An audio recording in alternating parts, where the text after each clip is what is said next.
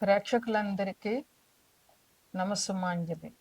శుక్లాం భరధరం విష్ణుం శశివర్ణం చతుర్భుజం ప్రసన్నవదనం ధ్యాయేత్ సర్వవిఘ్నోపశాంతయే. అగజా ఆనన పద్మార్కం గజానన మహర్నిశం అనేకదంతం భక్తానాం ఏకదంతముపాస్మహే.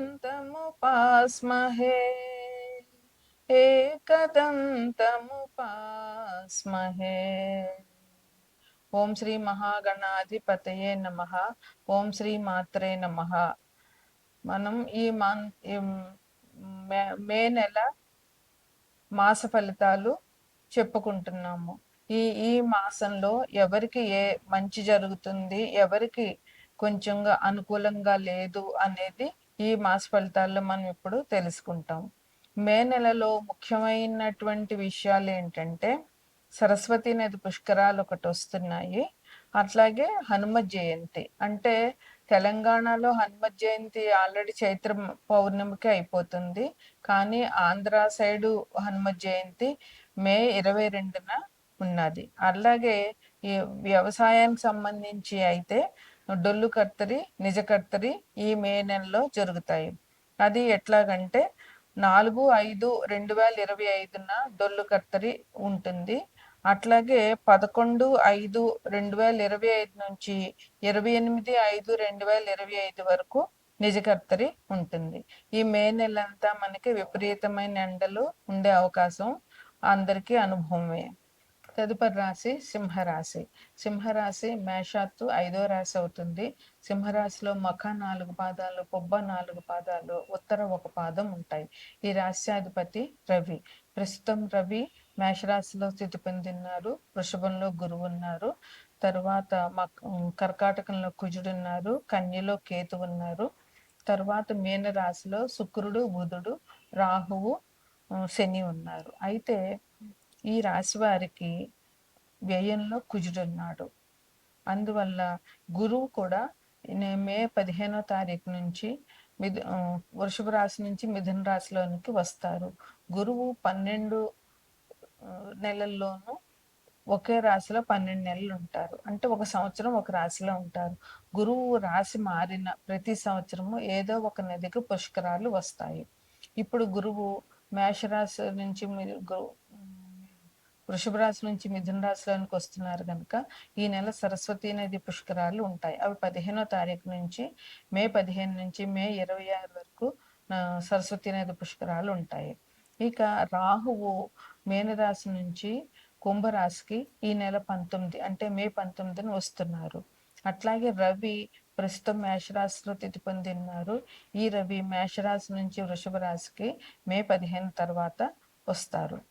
అట్లాగే ఈ వ్యవసాయదారులకి 4/5/2025 డొల్లు కత్తెర ఉంటుంది. 11/5/25 నుంచి 28/5/25 వరకు నిజ కత్తెర ఉంటుంది. అందువల్ల ఈ మే నెల ఇబ్బందులు చాలా ఉంటాయి నీటికి సంబంధించి. అందులో మే నెల చాలా ప్రబలంగా ఉంటుంది ఎండలు. అందువల్ల నీటు దొరికే కష్టాలు చాలా ఉంటాయి వ్యవసాయదారులకి. అందువల్ల వ్యవసాయదారులు తగిన ప్రత్యామ్నాయాలు చేసుకోవాలి.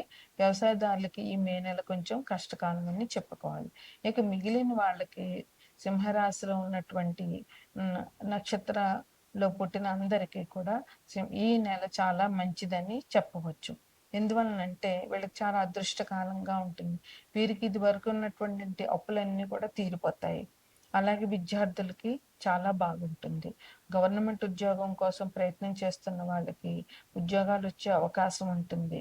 అట్లాగే కాంపిటేటివ్ ఎగ్జామ్స్ ద్వారా పరీక్షల్లో సెలక్షన్ ఉండే వాళ్ళకి కష్టపడితే తప్పకుండా ఫలితం వచ్చే అవకాశం ఈ రాశి వారికి చాలా బాగుంది. ఎందుకంటే ఈ రాశి వారికి చాలా కలిసి వచ్చే కాలం లాగా ఉన్నది ఈ నెల. అంతేకాక ఆకస్మికంగా ధనలాభం ఉంటుంది. ఉద్యోగస్తులకి ఉద్యోగంలో ప్రమోషన్ వచ్చే అవకాశం ఉంది. వ్యాపారంలో లాభాలు బాగా ఉంటాయి. చిన్న వృత్తి వారైనా, పెద్ద వృత్తి వారైనా కూడా వ్యాపారంలో మంచి లాభాలు ఉంటాయి. స్పెక్యులేషన్ కూడా బాగుంటుంది. అందుకని స్పెక్యులేషన్ చేసే వాళ్ళకి చాలా మంచిగా స్పెక్యులేషన్ బిజినెస్ మొదలు పెట్టుకోవచ్చు. అట్లాగే వీరికి అందరితోటి బంధాలు బలపడతాయి. అంటే కుటుంబ కుటుంబంలోనే కాకుండా బంధువులతో కూడా ఇదివరకు ఏమైనా గొడవలున్నా అవన్నీ పోయి వీళ్ళు బంధువులతో మంచి బంధంగా ఏర్పడడం జరుగుతుంది. అట్లాగే చుట్టుపక్కల ఈ ఇరుగు పొరుగు వాళ్ళతోటి, స్నేహితులతోటి, అట్లాగే ఆఫీస్‌లో తోటి ఉద్యోగస్తులతోటి, స్కూల్ పిల్లలైతే స్కూల్ క్లాస్‌మేట్స్ తోటి మంచి బంధాలు ఈ నెలలో వీళ్ళు చాలా ఇంప్రూవ్ చేసుకోగలుగుతారు. ఇంకా వైవాహిక జీవితం చాలా బాగుంటుంది. భార్యాభర్తల మధ్య అన్యోన్యత ఉండి వాళ్ళు ఒకరికొకరు సహకరించుకుంటూ చాలా ఆనందంగా ఉంటారు. ఇంకా ఈ రాశి వారికి బంధువుల ఇంట్లో జరిగే శుభకార్యాలకు అటెండ్ అవుతారు. అట్లాగే దైవ దర్శనం ఉంటుంది. దైవ దర్శనాలు చేస్తారు, దాన ధర్మాలు చేస్తారు. గొప్ప వాళ్ళ అండదండలు దొరుకుతాయి. మా కొత్త ప్రయాణాల్లో కొత్త వాళ్ళు జ పరిచయాలు జరగడము, వాళ్ళ వల్ల వీళ్ళకి చాలా మంచి జరగడము జరుగుతుంది. అయితే ఇంట్లో పెద్దవాళ్ళకి కొంచెం అనారోగ్య సూచనలున్నాయి. అందువల్ల పెద్దవారి విషయంలో కొంచెం జాగ్రత్త వహించాలి. అట్లాగే లాభం, నష్టం కూడా వీళ్ళకి సమానంగా ఉంటుంది. అనవసరంగా కొన్ని ప్రయాణాలు చేయవలసొస్తుంది. ఈ ప్రయాణాల వల్ల అనారోగ్యాలు జరిగే అవకాశాలు కూడా ఉంటాయి. అలాగే స్త్రీల వల్ల గొడవలు జరగడము, కొంతమంది కేసుల్లో ఇరుక్కోవడము. అంటే ఎవరికైనా గ్రహాల అనుకూలత బాగోలేకపోతే కొంచెం ఇబ్బందులొస్తాయి. అనవసరమైన ఖర్చులు పెట్టడము, మాట పట్టింపులకు వెళ్ళిపోవడము, దానివల్ల గొడవలు జరగడము, ఆరోగ్యం దెబ్బతినడము ఇట్లాంటివి జరుగుతాయి. అందువల్ల ఈ రాశివారు ఈ నెలలో లక్ష్మీ నరసింహ స్వామి దర్శనం చేసుకోవడము, ఆయన పూజ చేయించుకోవడము ఈ రాశి వారికి చెప్పుకోదగ్గ అనేటటువంటి ఒత్తిడి ఈ రాశి వారికి ఈ నెలలో చాలా ఎక్కువ ఉంటుంది. అట్లాగే పన్నుల ఒత్తిడి కూడా చాలా ఎక్కువ ఉంటుంది. శని అంటేనే శ్రమ. అందువల్ల ఈ శని బాగా శ్రమ పెడతాడు ఈ రాశి వారిని. ఈ ఈ మకర కుంభ రాశుల వాళ్ళకి శ్రమ ఉండాలి. ఎంత శ్రమ పడితే శని అంత అనుకూలంగా ఉంటాడు. శని భగవానుడు భయపడతాం కానీ శని చాలా మంచి గ్రహం. ఎందుకంటే ఆయన చాలా నిష్పక్షపాతి. మనం ఏది చేస్తామో దాన్నే మనకి ఇస్తాడు. మనం మంచి దానం చేశామంటే మనకి మంచి చేస్తాడు. అట్లాగే మనం చాలా ధర్మంగా వ్యవహరించాలి. కొంచెమైనా అధర్మంగా వ్యవహరించామంటే శని భగవానుడు శిక్ష మాత్రం ఖచ్చితంగా వేస్తాడు. అందుకని శని గురించి భయపడవలసిన పని లేదు. ఎంత బాగా మనం పని చేస్తే, ఎంత న్యాయంగా ధర్మబద్ధంగా జీవితం గడిపితే శని భగవానుడి వల్ల అంత ఉపయోగం ఉంటుంది. ఏళ్ళనాటి శని ఉన్నా, అర్ధాష్టమ శని ఉన్నా, ఏ శని ఉన్నా మనం భయపడాల్సిన పని లేదు. కాకపోతే మనం న్యాయంగా ధర్మంగా ఉండడమే శని భగవానుడికి కావలసిన విషయం. అట్లాగే ఈ రాశి వారికి మంచి వార్తలు వింటారు. ప్రయాణాలు ఉంటాయి. ఆ ప్రయాణాలు మాత్రం వీళ్ళకి కలిసి రావు. ప్రయాణాలు చేశారంటే అవసరమైతేనే ప్రయాణానికి వెళ్ళడం మంచిది.